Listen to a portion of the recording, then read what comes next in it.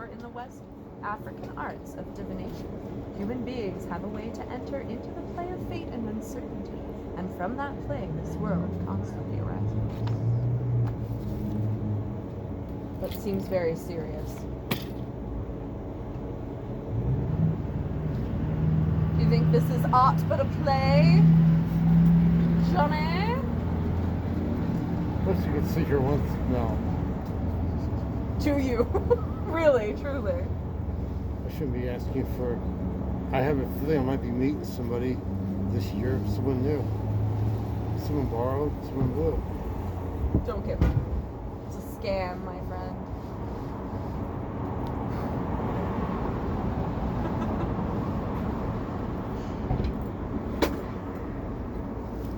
I often wonder about this thing about women marrying guys that have money, or women that marry women for their money, or...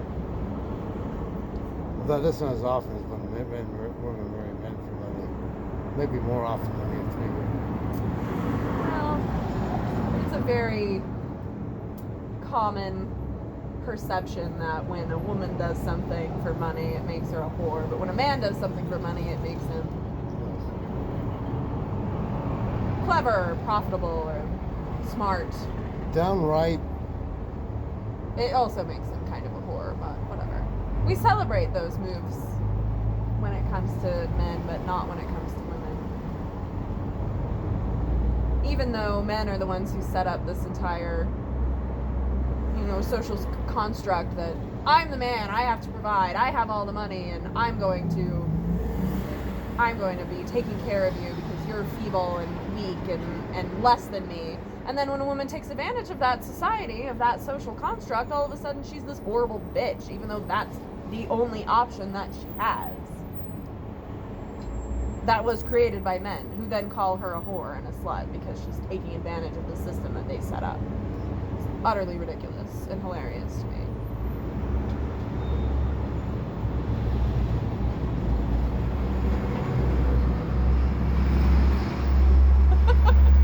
I don't know. It's just, that's what I think. No, I'm listening to you. I know. Don't you listen? Do you, John? Do you listen to me? My silly little female musings.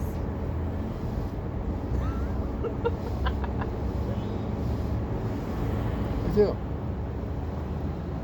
don't have to prove it to me. I don't care. I appreciate it greatly. The last time you had a great talked about the millennials, about Gen Y and Gen X, about why they have so much, why, like my generation, even though it's labeled as baby boomer, I mean actually Gen X. You're technically Gen X. You're the first year of Gen X, right? Well, they kind of up and down a little bit depending on who's writing this whole thing. I think I fall into that first year where moms left en masse to work. Right. 1970. Maybe it's off by like a year or two, but not very much. I was that generation. Right. I don't remember the Beatlemania, Woodstock, any of that stuff. I remember, You were too young for that. Yeah. So baby boom, to me, ends like almost like 56 or 7 because they were still young enough to understand. Remember the Beatles were putting out records. Okay. My position is we don't remember that. We both remember is Mom wasn't around. Okay. Dad wasn't around. And we remember Watergate. It's the first big... That was your first big historical marker. Yeah. Not Beatlemania or Kennedy assassination. But Mom, they left to work and that changed the whole thing about how we grew up. It definitely changed a lot of the dynamic of how children were raised, how they perceived the roles for their parents as well.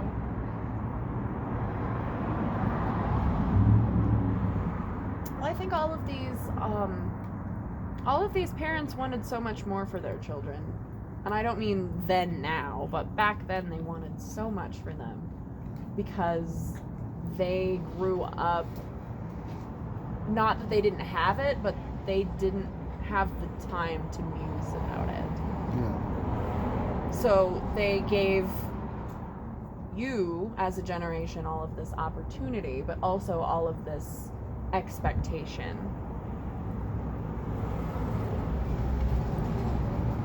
Of the things that they weren't allowed to do, or didn't know that they could do.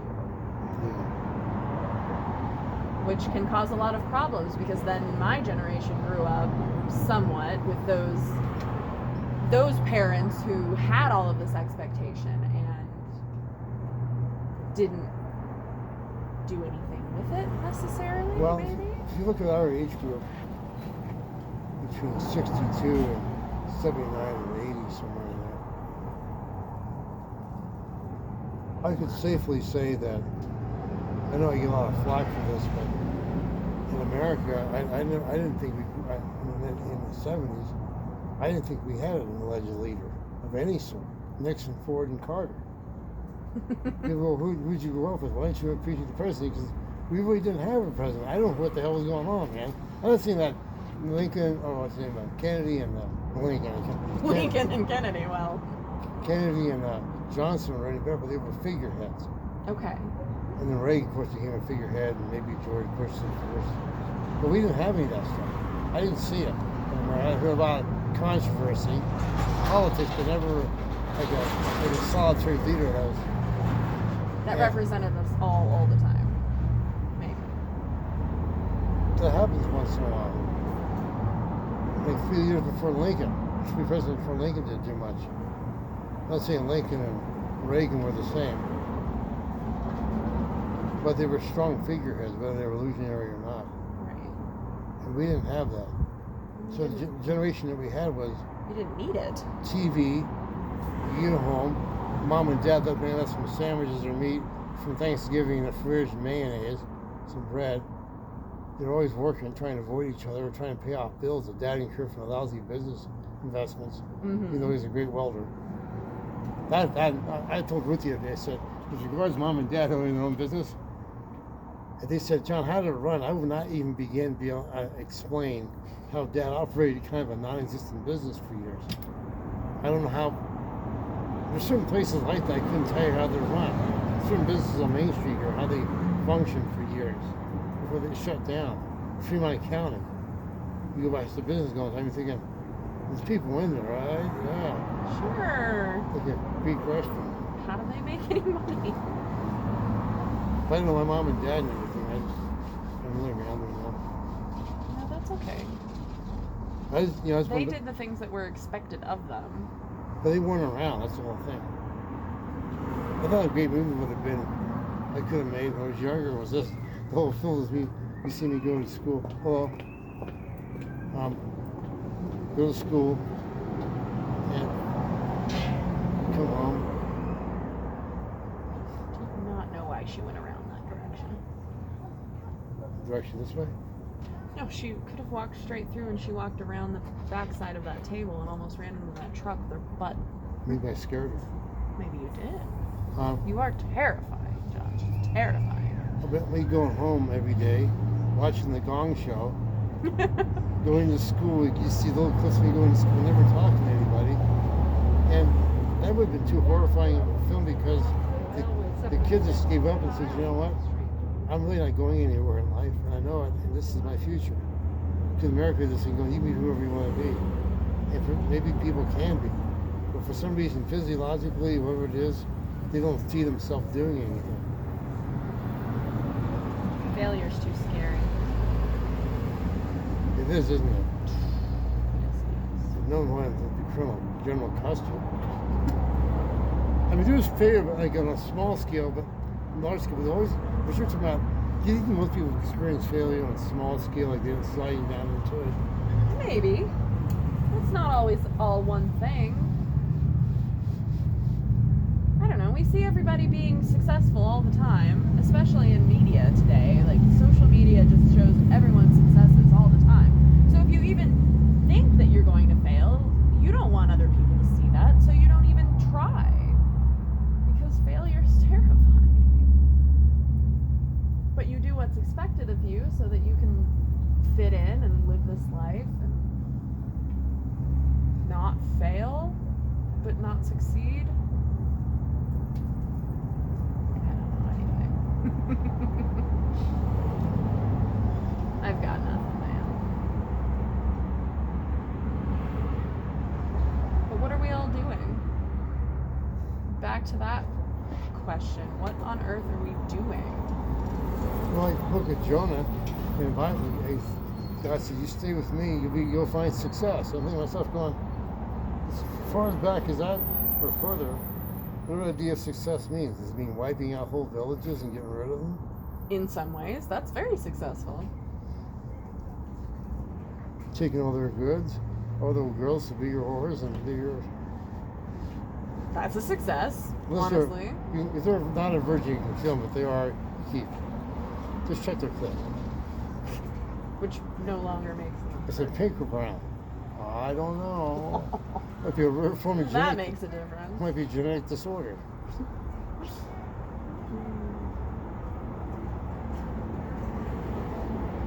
Yeah, so you wonder, you go, well... Maybe success is dying for what you believe in. That's success, but it's failure for others. I've often wondered about and still in awe of Joan of Arc. Because that kind of presence, you don't see that very often. You get people up there, even with the Black Lives Movement, they're successful in small amounts. Sure. When you have somebody, whether I don't know if it's true or not, the fictitious part may or may not be real. The reality part may be fictitious. Thank you, Mr. Erickson. Thank you. That was very clear. Unfortunately, we're in a murder trial here. And we need you to come back to the topic. Why don't you come back to the topic yourself, Your Honor? On top of you being gang raped by a bunch of people with S&M sticks. I think, though, I don't know a whole lot about Joan of Arc, but I think it's a single instance of someone who may or may not have been completely and utterly crazy, but being needed at the time for that craziness. Because it got shit done. What did she do in her life? She killed a lot of people. She rallied the world against whatever. She was insane.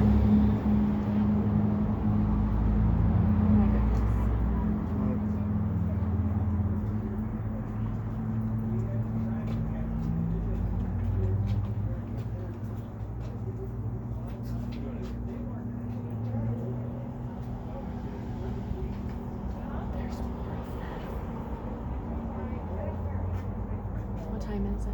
So, just